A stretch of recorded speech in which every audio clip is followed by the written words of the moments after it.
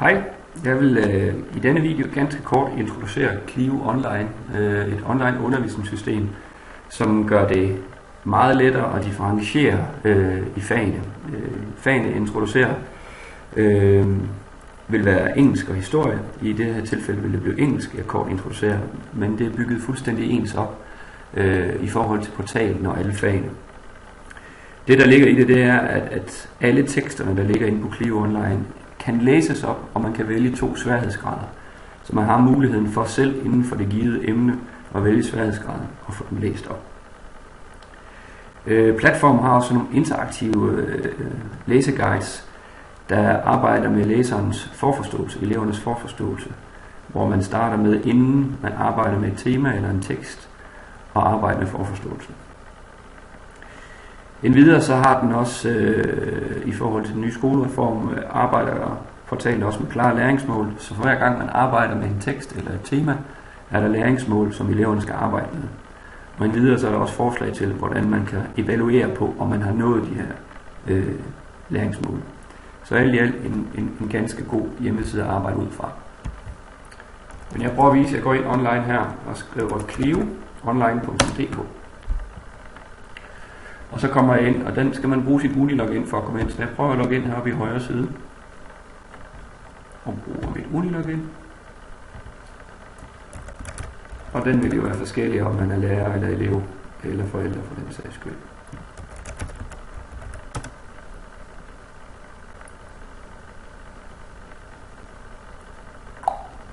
Ja, så kommer man ind og får et overblik over forsiden her.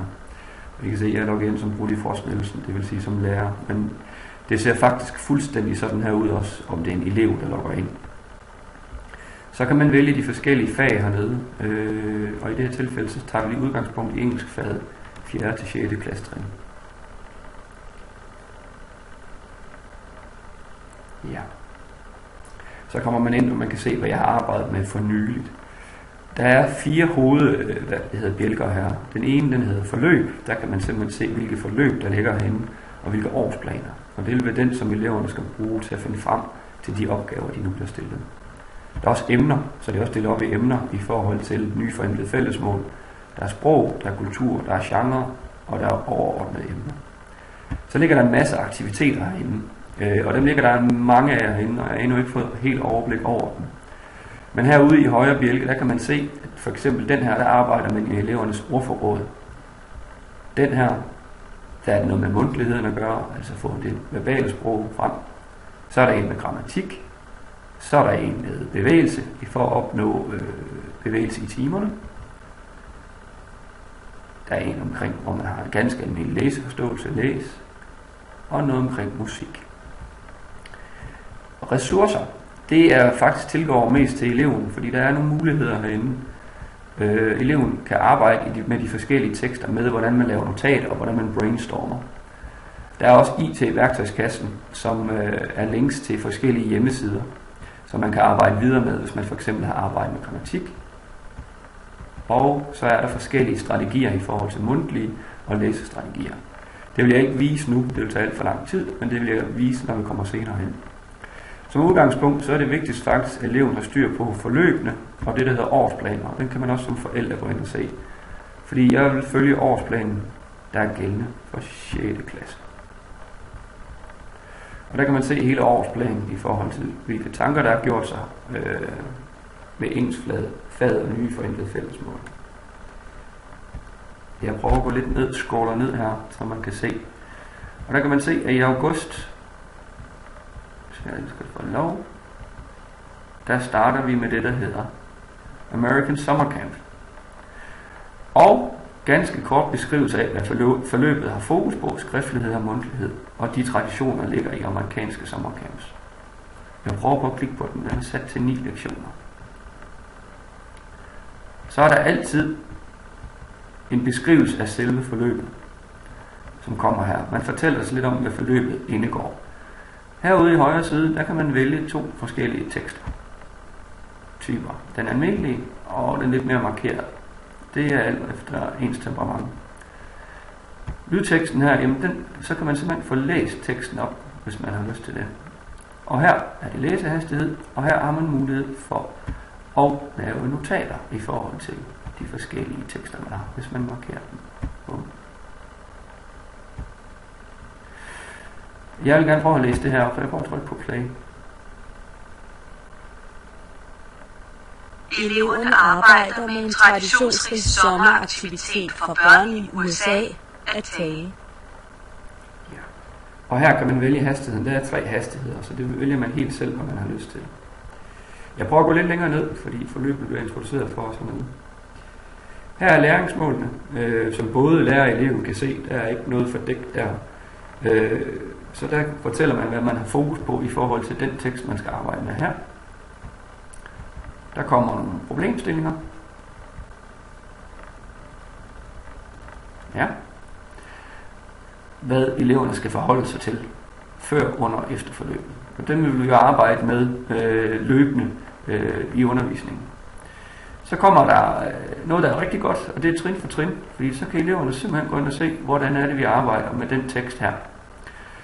Og der vil jeg gå ind og give dem opskriften. Hvad skal de arbejde med løbende? Og den opskrift vil jeg lave, ligesom jeg laver her, via video, sådan at man er sikker på, hvad det er, man skal til at arbejde med, når man kommer op i timen. Det betyder, at jeg faktisk kan gå direkte til at arbejde med teksterne, og ikke skal bruge tid på at introducere eller læse. Jeg kan prøve at give et eksempel på, hvordan tekstarbejdet er. Jeg vil prøve at gå ind her. Off to camp. Så scroller jeg lige lidt ned her. Så er der 3 overordnede bars. Der er selve teksten, aktiviteter til teksten.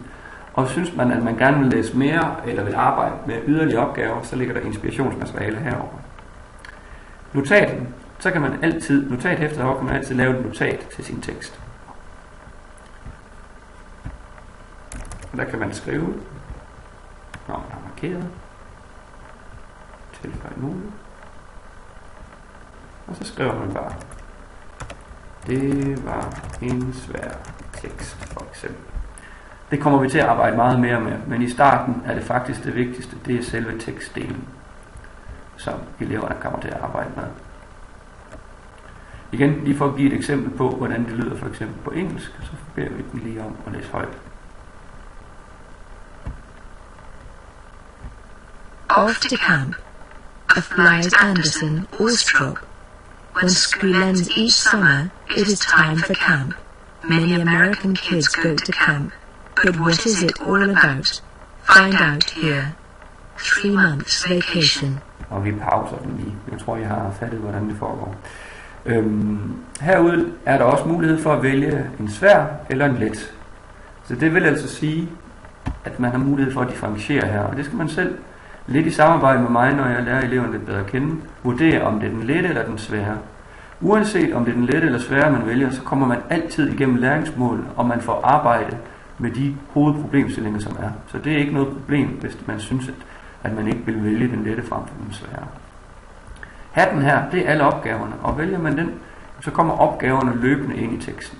Så får man simpelthen vist alle opgaverne, som kommer herinde. For eksempel ordkendskab. Før du læser, skal du arbejde med tekstens fokusord. Træk fokusord op til det rigtige oversættelse. Et bål. Bonfire. Hvis der er skider. Sådan der. Og sådan er der løbende opgaver ind i teksten hele vejen ned. Det vil jeg introducere jer meget mere for, når vi kommer videre. Det her det var meget kort, lige for at vise elever og forældre, hvad Clio Online er.